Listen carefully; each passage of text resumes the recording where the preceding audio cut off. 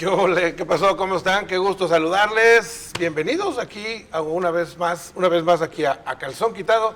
Ahí está apareciendo el link para suscribirse. Denos un like y permítanos estarle llevando estas entrevistas desde el rincón de una cantina. Hoy el invitado creo que le va a gustar. Se llama Alberto Velarde. Usted lo conoce. Es una persona pública que hace dos cosas que no tienen aparentemente que ver una con la otra. El stand-up, la comedia, y las noticias. Aunque dicen que las noticias últimamente son también parte de una comedia. Beto Velarde, ¿cómo estás? Qué gusto, un placer. Ay, ya me tocó estar en A Calzón Quitado, muchachos. Ay. Pero llegaste sin calzón. Ah, cabrón. Ah, sí, no, ya. Pues me dijeron, ¿no? Que Era Calzón Quitado. A Raiz me habían dicho, sí estábamos bien, ¿no? Sí.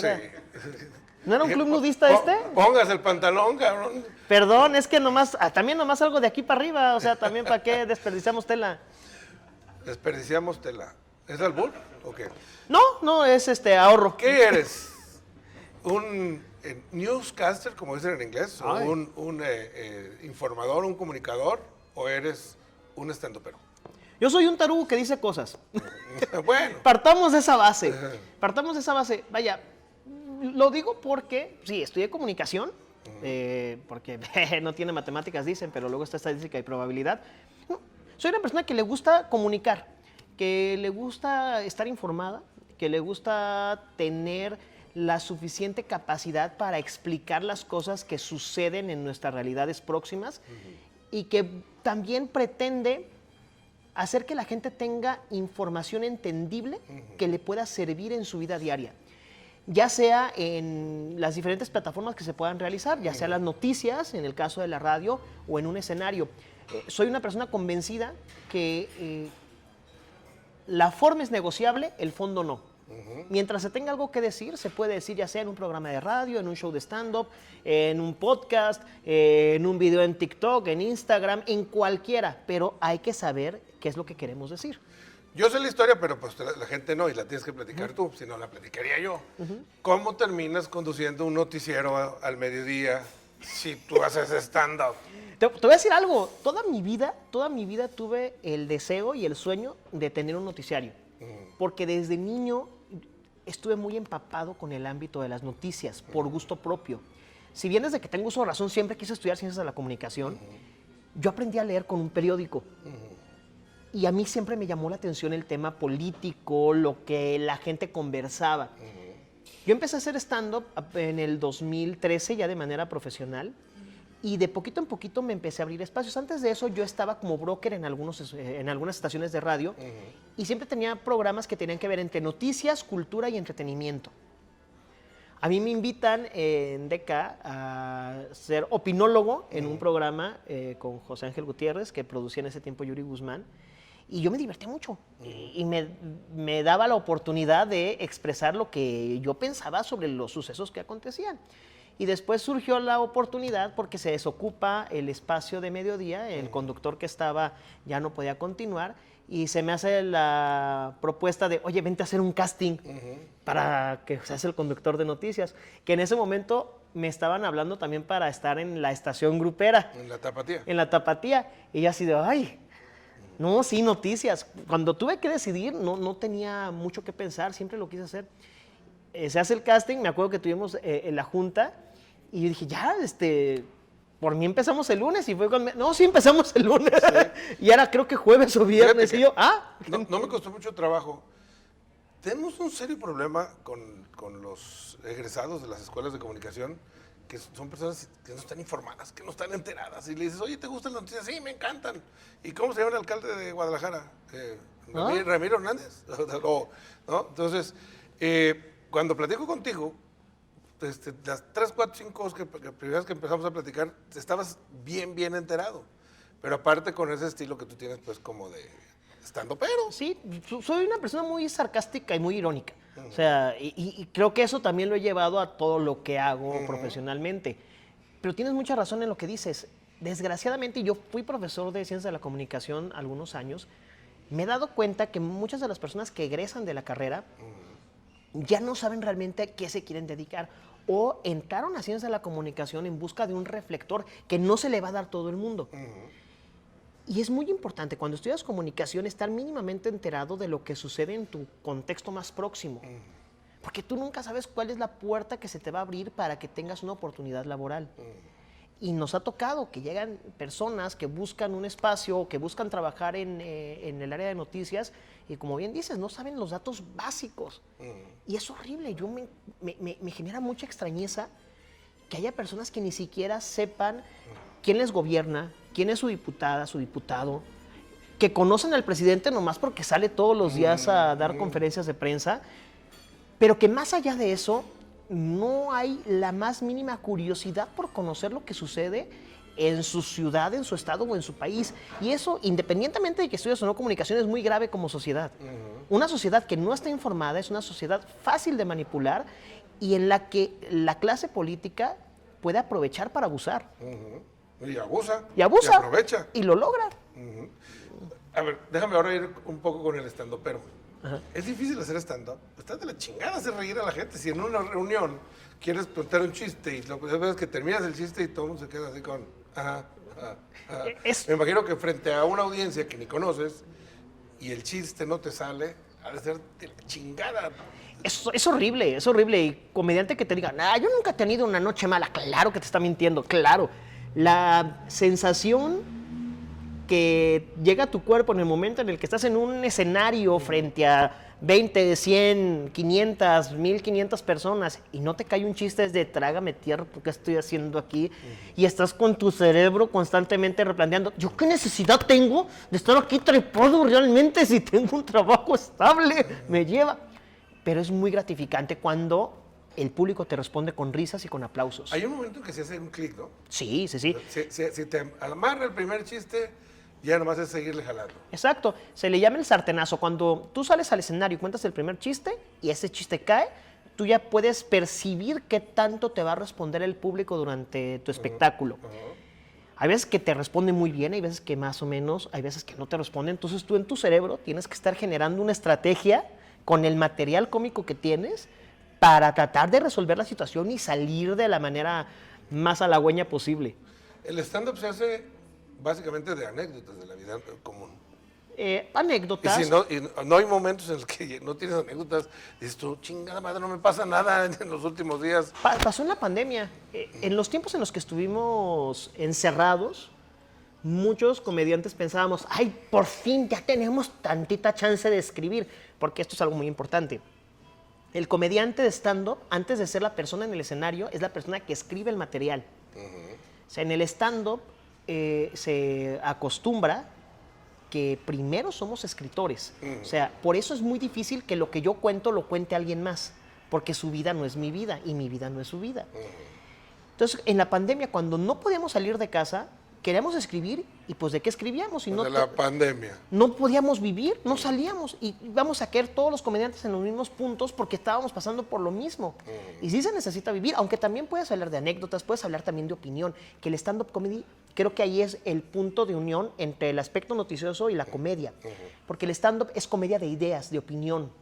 Yo tengo una opinión sobre algo que está sucediendo y la puedo argumentar con comedia. Y ahí también hay una riqueza bien importante.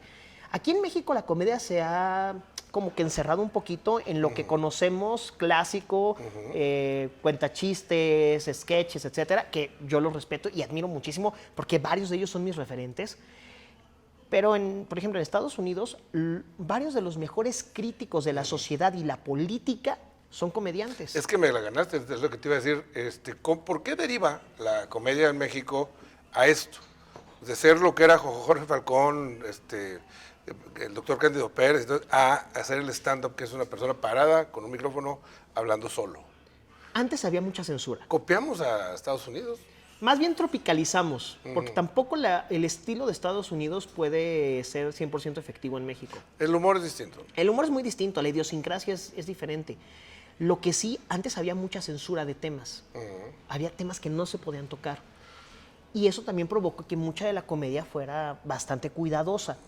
Actualmente hay más libertad de expresión y hay posibilidad de hablar de muchas más cosas, siempre y cuando seas responsable de lo que vas a decir. Porque luego también sucede que se busca pretextar con comedia el decir cosas absolutamente horribles, como ha pasado con el tema de Platanito y otros muy malos chistes que terminan ofendiendo más que agradando. Creo que el punto de la comedia actualmente en México es muy importante porque está empezando a cambiar, a hacer una evolución, a hacer algo mucho más propositivo. Porque también desde la comedia se pueden provocar y proponer cambios. Y soy una persona muy consciente de eso. Oye, la censura, hablando de la censura, yo creo que hoy hay más autocensura. Porque ¿no te ha llegado a pasar que cuando arremedas a López Obrador, que te gusta luego arremedarlo, hay quien se ofende? No tienes idea. Cuando hago chistes sobre Andrés Manuel y que hago la voz de Andrés Manuel y subo esos chistes a redes sociales, pues los comentarios son de, te vas a morir un día, ¿qué estabas haciendo cuando estaba Díaz Ordaz en el 68? Yo era un esperma en un testículo de mi papá, para empezar. Entonces, pues, ¿qué puedo hacer? Simplemente es mi opinión y es mi manera de ver las cosas. Pero a ver, ¿por qué no criticabas a Peña? Claro que se criticaba a Peña y se criticaba muchísimo a Peña. A Calderón también, que se diga Vicente Fox, que a Vicente Fox de tonto no lo bajábamos. El punto ahorita es que la gente se ha vuelto mucho más difícil de aceptar ideas contrarias a las que tienen. Entonces, cuando tú opinas algo en contra de lo que ellos están a favor, en lugar de provocar un debate, te definen como el enemigo. Y hay gente que no va a soltar chistes de eso porque no se quiere arriesgar o no se quiere confrontar. A mí, como honestamente sí me vale muchísima progenitora y me divierte mucho lo que me llegan a escribir de ofensas, pues yo lo hago. Porque a final de cuentas yo parto yo voy a señalar las incongruencias de quien la cague. Sea de quien sea del color que sea. Ahorita Andrés Manuel tiene el reflector mayor porque Andrés Manuel ha buscado ese reflector. Es una consecuencia de algo que buscó durante demasiados años. Se expone demasiado. Tener una mañanera todos los días hace que todos los días tengas una alta probabilidad de equivocarte. Oye, pero también hay otros temas en los que hay una delgadita línea y bueno, esa línea la cruzó el plátano, por ejemplo. Temas de equidad, temas de mujeres, de homosexuales, de drogas mismas, a veces hay quien se ofende por la forma de abordar algunos de estos temas. ¿Qué es lo que haces? O sea, de plano o no te metes. Hay unos en donde por decisión propia no me meto y en otras partamos de la base. El humor negro existe, pero para hacer humor negro debe ser muy inteligente. Hay que burlarnos, sí, porque la comedia definitivamente en algún momento va a ofender a alguien. Siempre. No hay comedia que no sea ofensiva. El punto es saber hacia dónde vas a disparar el dardo. Se procura siempre tirar hacia arriba, hacia las figuras que ostentan autoridad o poder. Porque si tú diriges la flecha a grupos históricamente vulnerados, realmente lo que estás haciendo en términos burdos es pateando al que está pateado. Y ahí no estás proponiendo nada y muchas veces ni siquiera va a ser chistoso. Y otro riesgo, tu comedia se va a parecer a lo que ya existe. Entonces, en lugar de ofender a los grupos que ya han sido vulnerados, pues busca criticar a los grupos sociales o a quienes tienen el poder que han provocado que esos grupos sigan vulnerados. ¿Es negocio hacer stand-up, hacer comedia? Si lo sabes hacer bien y sabes tener esta mira enfocada a sacar varo, sí. ¿Tú lo sabes hacer? No sé. No sé. Estoy en eso. No te podría decir que sí, ya estamos haciendo. Pero si hablas de un Franco Escamilla, sí, son cuates que ya viven perfectamente y viven bien de eso. Exacto. Y hay gente que lo ha hecho y ha tenido una repercusión tan importante que ya su vida puede depender de lo que hacen en la comedia. Carlos Vallarta, comediante, lo dijo hace unos días en su cuenta de Twitter, en un space. La escena de Guadalajara le ha faltado eso. Atreverse a depender de la comedia. Muchas de las personas que hacemos stand-up comedy, a la par tenemos otra actividad. En mi caso, yo amo hacer radio y muy difícilmente dejaría de estar en radio o de estar haciendo algo en medios de comunicación porque es una pasión que tengo. Pero hay muchos que son contadores, abogados, maestros, etcétera, que a veces por temor a soltar lo seguro, no se atreven a enfocarse 100% a la comedia.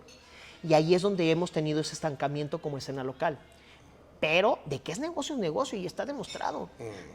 En lo personal, a medida que hemos generado una profesionalización del trabajo que realizamos, pues hemos sacado dinero, porque al final de cuentas, pues también buscamos el Tú eres lado. promotor Sí. O sea, promueves a otros Sí, comediantes. y me tocó empezar a producir stand-up aquí en Guadalajara. O sea, muchos de los nombres fuertes, famosos que hay ahorita en México, el primero que los trajo a Guadalajara fui yo. Ok. Sofía Niño Rivera, Carlos Vallarta, Richo Farril, Alex Fernández, Daniel Sosa. Me tocó traerlos por primera vez en una escena que estaba naciente, donde si metíamos 80 personas en un bar era wow, el exitazo, y ahora son personas que meten un teatro de 1,800, un auditorio de 9,000. Ha empezado a crecer. La bronca es que aquí en Guadalajara nos hemos estancado. Hay una escena muy buena en Guadalajara. Hablabas, por ejemplo, de comedia con personas con discapacidad. Hay una chava aquí, por ejemplo, que se llama Lizzy Turriaga, que tiene discapacidad y hace comedia de su discapacidad y es muy buena. Muy buena, ya la he visto, sí. Jimmy, que trabaja en comunicación social de Zapopan, que ya empezó a tener eventos en Ciudad de México, ya se ha hecho viral en varias ocasiones por su comedia. Ellos han sido alumnos míos de los cursos que doy de stand-up. Él es de talla pequeña. De talla pequeña, es una persona de talla pequeña que ha sabido hablar de su condición, se ha sabido vulnerar primero para provocar risa desde su vulnerabilidad, que eso es lo importante. Cuando uno escribe, tiene que hurgar en lo más profundo de uno mismo, para que nuestros traumas más grandes, nuestros mayores temores, se puedan exponer, y cuando tú te aprendes a burlar de eso, es que estás creciendo y trascendiendo tus problemas. Beto, muchas gracias. Te Un devoraste placer. el tiempo. Perdón, soy un idiota. No, está bien. Ahí podrían cortar en soy un idiota. Sí, era acá. ¿Ves? Soy un idiota. Volteé la cámara que no era. Ahí está. Gracias, Beto. Pero qué perfil tengo, ¿eh? O sea, Él es guárdalo. Alberto Velarde, él es comunicador y estandopero y también amigo. Aquí está para que se suscriba en nuestro canal y también le pido que nos dé like. Hasta la próxima. Dele la campanita porque ahí es donde le avisan.